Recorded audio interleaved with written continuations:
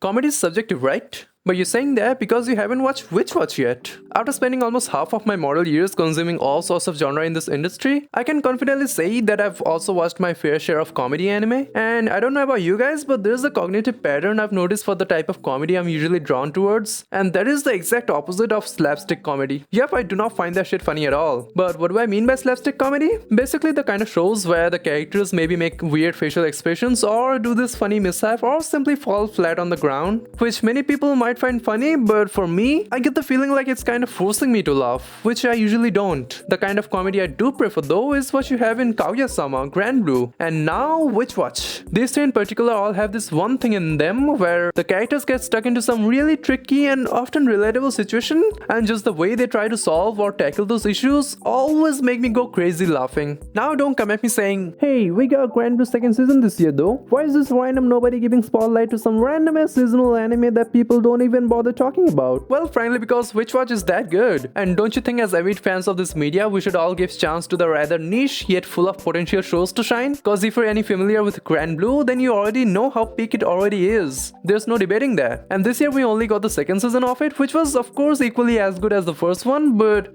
Witch Watch is a brand new and fresh show. Yes, it literally looks and breathes fresh in every possible way. And it also made me laugh out loud in almost every single episode. Well, before I get into details why I'm so boldly claiming that this is the best comedy anime of 2025, I'm kinda curious if any of you have even watched it already, and like how many haven't. You can type that out in the comments along with subscribing the channel, of course, just to show some support to this teeny tiny creator if you agree with me. Anyway, now let's get to the point.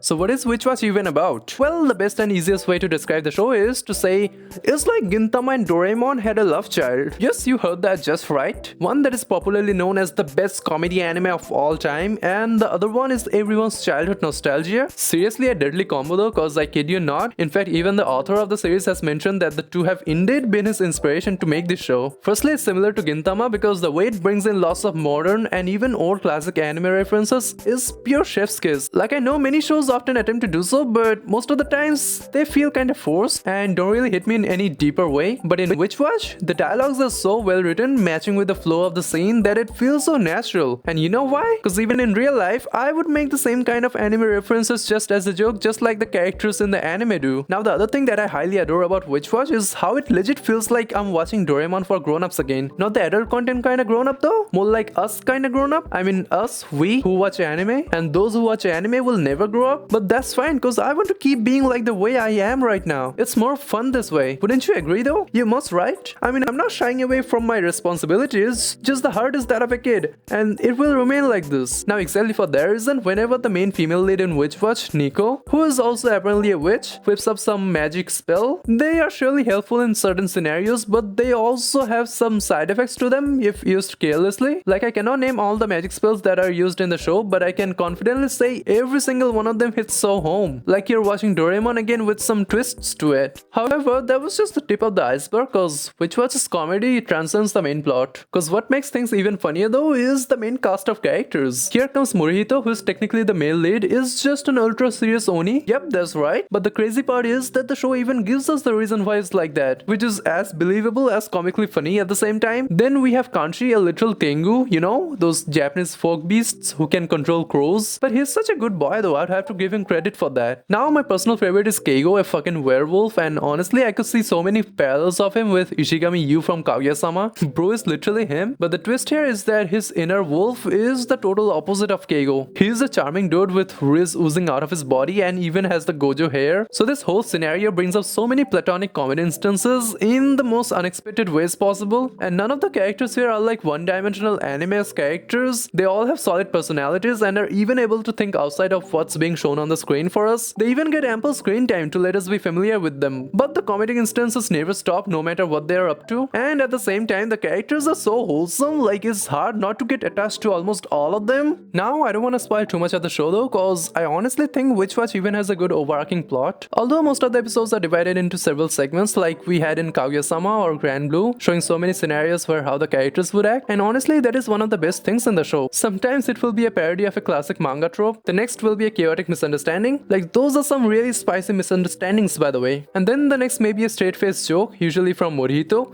which can be even funnier. Plus every single situation the characters are presented in are so fucking relatable even in our modern times. Like it has literal segments that deal with stuff like social media, live streaming, and even YouTubing like what I'm doing right now.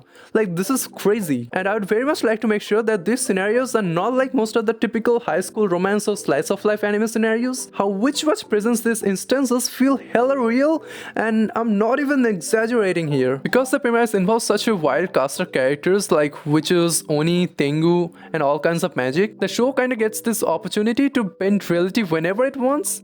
And this is actually a deadly combo, to be honest. I mean the fantasy plus slice of life combo that essentially removes all kinds of restrictions on the jokes. Well, with that, I think that's all about it. I hope you'd give this anime a try then if you haven't already. But before leaving, if you somehow managed to come this far in the video, then maybe you can also consider subscribing me. I just wanna hit the 1000 subs, but only you guys can help me achieve that. Still, it's up to you though. And with that, that's all I had to say about Witch Watch for now. Since the second season has also been announced, you can even catch up with the anime right away, so that we can watch season 2 alongside. Okay, I'll take my leave now. GG's.